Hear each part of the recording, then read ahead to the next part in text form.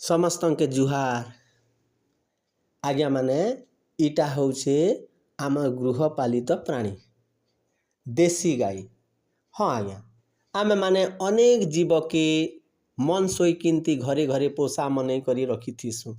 छेल मेढ़ा पोड़ महिषी कुकुड़ा पारा सुआ गाई बलद इटा मान के गृहपालित जीवन बोली करी कहसन।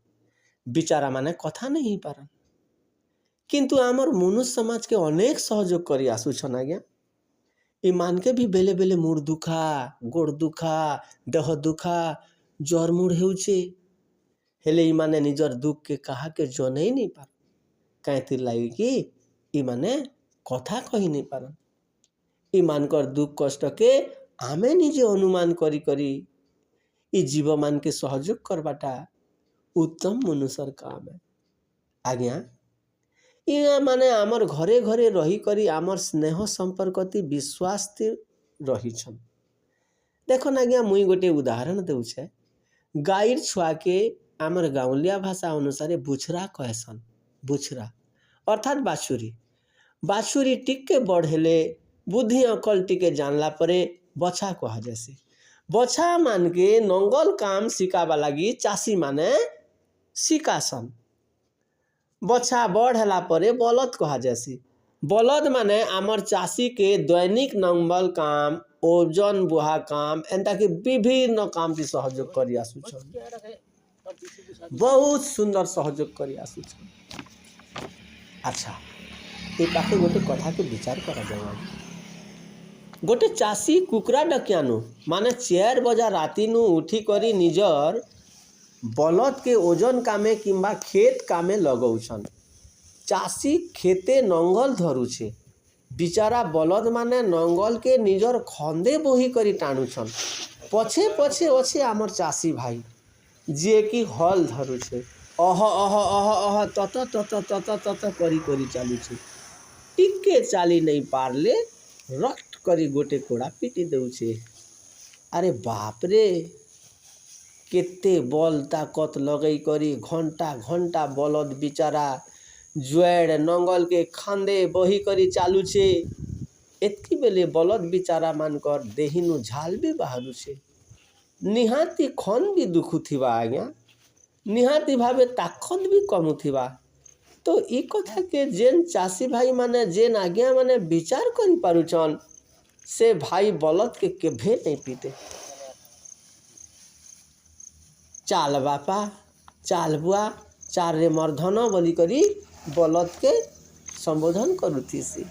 हाँ आज्ञा आर गोटे कथा विचार कले काना होउछे कि नंगल धरुथिबा लोग नंगल के धरी करी बलदर पछे पछे चालुथीसन। खाली हाथे आज्ञा खाली हाथे किछि ओजन नहीं धरन खाली हाथे आराम से चालुथीसन। सकालर 9 बाजी गले घर नु बासी पकाल चा पानी केते बेले आसबा बोली करी चासी नंगल धरबार डोली नु एका बाट देखसी। ई पाखे गोटे कथा विचार करा जाऊ। अच्छा नंगल कामती माती थिबा बलद के कष्ट हेउछे कि बलद पछे पछे सुके चालू थिबार मनुष्य के कष्ट होउछे। ठीक सुस्त विचार करू लगे। ई पाखे कहा के जलखियार आवश्यक अच्छे मनुष्य के कि बलद के। बलद बिचारा के नंगल कामे अथा हेले भी ई पाखे बलद के किछि जलखिया नहीं मिलबार। खाली हाथे चालू थिबा मनुष्य शीतला तले बसी करी पानी पिउछे बासी खाउछे चा पिउछे। ई पाखे बलदर खाना पीना के केही भी शोर नहीं करबार।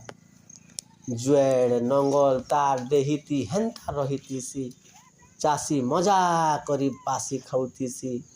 मनुष्यर पेट पुरई देले आठरे फुर्सत ही करी नंगल धरसी 12 बजा तक भोके सोसे थिबा बलद माने आर नंगल कामे फुल चालुतीसन।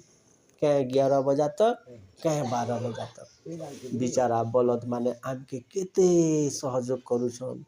टिके विचार करा जाऊ।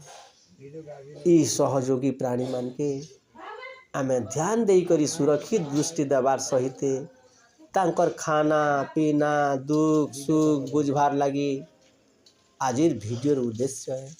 देखन केते सुंदर शस्य श्यामला चाष बास न विचारा मैंने सहयोग करुछन निजर पोषा प्राणी के सुरक्षित रखन ध्यान दियन सहयोग करन।